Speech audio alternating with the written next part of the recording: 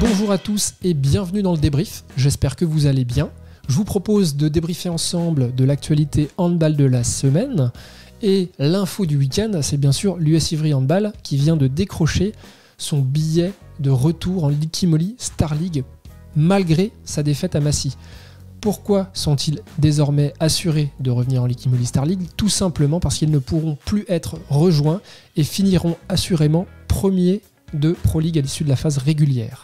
Hier, on a d'ailleurs passé 20 minutes super sympa au téléphone avec le gardien de l'US Ivry, Mate Sunic. Meilleur extrait. Le principal, c'est de gagner les playoffs à Dijon. C'est votre objectif. Bien évidemment, oui, bien évidemment. Alors bravo aux Rouges et Noirs. Et vous le voyez au classement, derrière Ivry, la bataille fait rage. D'abord pour la deuxième place, qui sera directement qualificative pour les finales de Pro League qui auront lieu début juin à Dijon. Pour rappel, la billetterie d'ores et déjà ouverte sur nh.fr. Pourquoi est-ce intéressant de participer aux finales de Pro League ? Tout simplement parce qu'il va y avoir un deuxième ticket d'accession en Liqui-Moly Star League et le titre de champion de Pro League. Tout ça nous laisse penser qu'on va avoir droit à une fin de saison passionnante du côté de la Pro League. Nous sommes à la journée 25, il reste 5 journées et potentiellement 10 points à distribuer à chaque équipe. Mais il n'y a pas que en haut du classement que c'est intéressant, la preuve avec les images de la fin de match entre Strasbourg et Villeurbanne, complètement oufissime. 30 partout, hein. Il reste 40 secondes à jouer. Et la balle est pour Villeurbanne. Est-ce qu'ils peuvent mettre une clim à Strasbourg?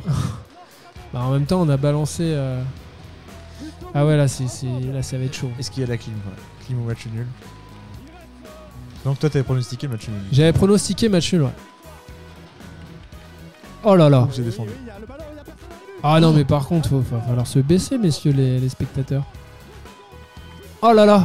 Oh l'inter... Oh là là. Oh, c'est complètement fou. C'est pas fini? C'est toujours pas fini? Oh, c'est complètement fou. Ahurissant. Et avant de parler de Liqui-Moly Star League, je vous propose un petit point Coupe d'Europe, puisque la semaine dernière se jouaient les 8e de finale. Nous avions 5 équipes françaises engagées, 3 ont réussi à se qualifier en quart de finale. L'équipe du HBC Nantes qui affrontera l'équipe allemande de Magdebourg en quart de finale de la seconde Coupe d'Europe, la Ligue européenne. Et côté Ligue des Champions, Paris et Montpellier se sont qualifiés en quart de finale. Paris affrontera Kiel et Montpellier Kielce. Et tout va bien en championnat pour ces 3 équipes, puisque du côté de Montpellier, il y a eu victoire à Saint-Raphaël, avec à noter la performance de l'ailier raphaélois Raphaël Cocheteux qui a joué malgré un doigt cassé, ce depuis 2 semaines. De leur côté, les Parisiens se sont imposés à Cesson. Il s'agit de la première défaite à domicile pour le club breton, mais comme le précise Robin Molinier, les Bretons sont tout de même satisfaits du contenu malgré le résultat. Je suis vraiment fier du match qu'on a produit. Alors bien sûr c'était pas parfait, mais voilà, on laisse Paris à moins de 30 buts. On est dans le match tout le long, même si finalement on n'arrive jamais vraiment à revenir et les embêter. Mais voilà, fier du visage affiché, fier qu'on remplisse cette salle. Voilà, c'était vraiment, je pense, un vrai spectacle, que du plaisir pour nous. Le HBC Nantes n'a quant à lui fait qu'une bouchée du club de Saran, 36 en deuxième mi-temps. Ils ont pu dérouler sur la fin de match et faire jouer tout l'effectif. À Aix, Mathieu Hong, l'ailier gauche, avait le sourire. Grosse performance face à Créteil. Même la mascotte y a mis du sien. Ça paye, hein, parce que ce soir on fait un très très bon match et on rapporte des points à l'Arena. On te laisse communier avec le public, merci encore, félicitations. Et même si mathématiquement rien n'est fait, ça commence à sentir le roussi du côté de Nancy qui s'est incliné à domicile face à Dunkerque. Et puisque nous parlons de Dunkerque, j'en profite pour féliciter Samir Bellassène, le gardien de l'USDK, pour avoir dépassé les 1000 arrêts effectués en carrière. Il rentre dans le top 30 des meilleurs gardiens de l'histoire de la Liqui-Moly Star League. Du côté de Nîmes, la Green Team a eu chaud.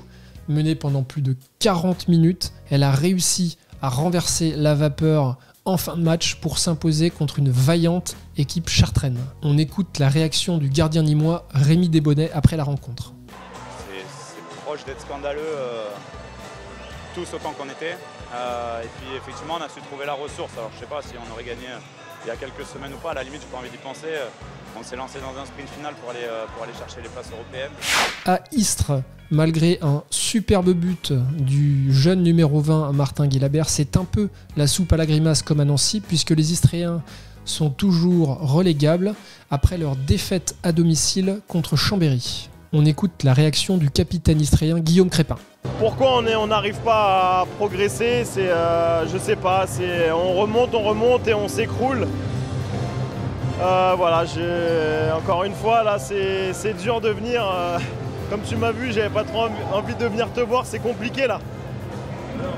Et enfin, grand soleil du côté des Toulousains qui sont allés s'imposer à Limoges. Résultat, 5e au classement. Les Toulousains sont toujours en course pour la Coupe d'Europe la saison prochaine. Et c'est maintenant le moment de vous révéler qui a été élu joueur du mois de mars. En Liqui Moly Star League, bravo, félicitations au pivot de l'US Créteil Handball, Valentin Amann, qui remporte le titre. En Pro League, toujours du côté du Val-de-Marne, bravo à l'arrière-gauche Alex Cochery de l'US Ivry Handball, qui remporte également le titre de meilleur joueur du mois de Pro League. Il est maintenant l'heure de se quitter. Avant ça, place au programme des prochains événements, c'est la trêve internationale. Au programme, 2 matchs test de l'équipe de France contre l'Espagne. Jeudi 14, ça sera diffusé sur beIN Sport et ça se passe à l'Accor Hotel Arena. Et samedi 16 avril, ça se passe du côté de Chambéry et ça sera aussi diffusé sur beIN Sport. De mon côté, je vous donne rendez-vous samedi 23 avril sur LNH TV pour 2 matchs en retard.